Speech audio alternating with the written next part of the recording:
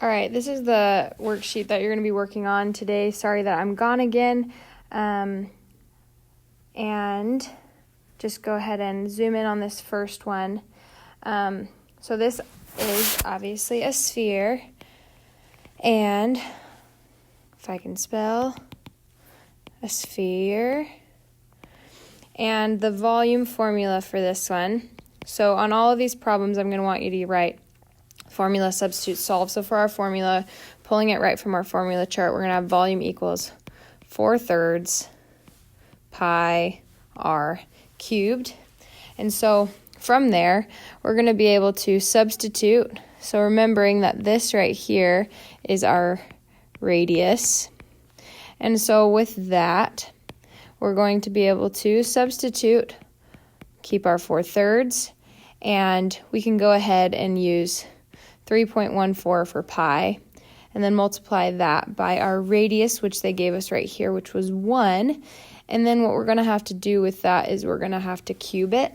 So when we give our solution, we're going to have volume equals, and then in your calculator, remembering how to, so for a fraction on the calculator, if you forgot, it's alpha, then y equals, and then the number 1, and enter. And you'll get that blinking box for your fraction, and then you'll use your the arrows on the right side of the calculator. And once you do that, you will have alpha y equals 1, 4/3, I'm doing it right now, multiplied by 3.14 times 1. And then remember this, in order to get this exponent, we're going to use that caret button right here, and it's right under the clear button. And this will give you that blinking box for exponents, and then you'll push enter. So I'm going to have you round to the nearest tenth, meaning 1 decimal place. So we're looking at 4.186, but then our final answer is going to be 4.2, because right here we only have room. We're going to look at that 8 and 5 or more, raise a score, 4 or less, let it rest. And so they gave us meters. We're going to have meters cubed as our final answer. All right, so I think spheres are the easiest, but I will show you another one. Let's move on to cylinders. Okay, so this is our cylinder example. So this one looks a little bit funny because it is sitting on its height. But even though it's sitting on its height, we still have, I'm going to go ahead and, we still have our base right here, this circle. We still have that as our base. So the base is still a circle.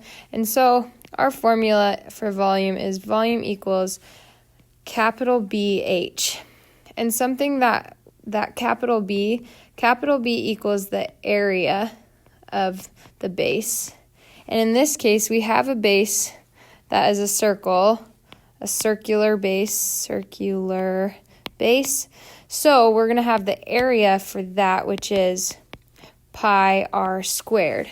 So for this big B, we're going to have to substitute pi r squared, but then still multiply it by our height. So when we substitute, we're going to have the volume equals pi, so I'm going to substitute 3.14, and then I'm using a dot. This is for multiplication. So 3.14 times my radius. So they gave us this right here, this 12. This actually is our diameter.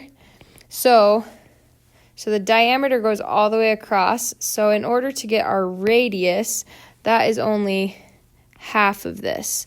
So that green, the green equals radius, which is half. So we're going to have our 6, and then we're going to have to square that. And then we're still going to have to multiply that by our height, which is the 6.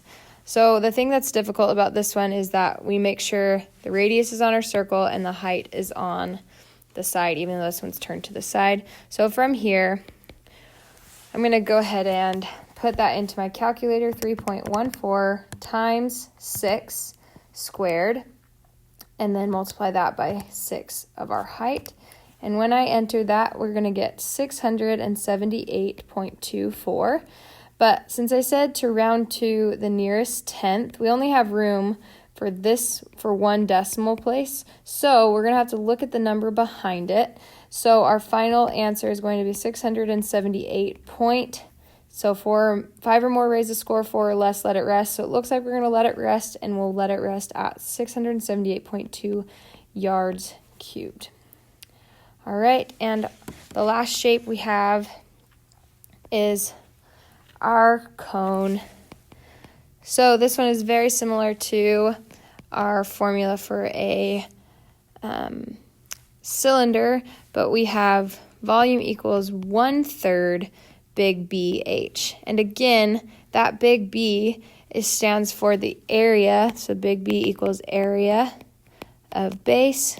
So in a cone, we have, I know that looks like an oval, but they're just trying to draw it three-dimensionally. So we're going to have the area of the base. So that big B is going to be pi r squared equals area of that circle. So I have some. We're going to have 1/3 pi r squared for that big B, still times our h.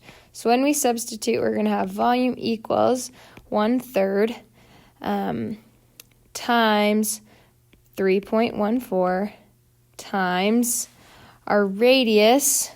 So it looks like they're giving us the whole thing. So this 14 equals the diameter. So in order to get the radius, we're going to have to divide that by 2. So the radius is going to equal 7 centimeters. So 7 squared times our height right here is 14. So when we do our solution, once again, in order to get our fraction, we're going to go alpha y equals 1, and then we'll get that blinking box. 1/3 times 3.14 times 7 squared times 14 for our height. So 7 was our radius, and push enter. Our volume is going to equal 718.013, repeating, but in order to round to the nearest tenth, so nearest tenth, we're going to have 718. So we only have room for that many decimals. So I'm going to look at this one behind it. And with that, we will be able to let it rest at 718.0 centimeters cubed. All right, so hopefully those 3 examples, remembering that formula, substitute, solve is what I'm looking for. And the rest of the problems are very similar to these ones, even if they're turned on their side. We have some diameters, but just make sure to divide them by 2. So there's that problem, and hopefully that helps you get through the rest of the work.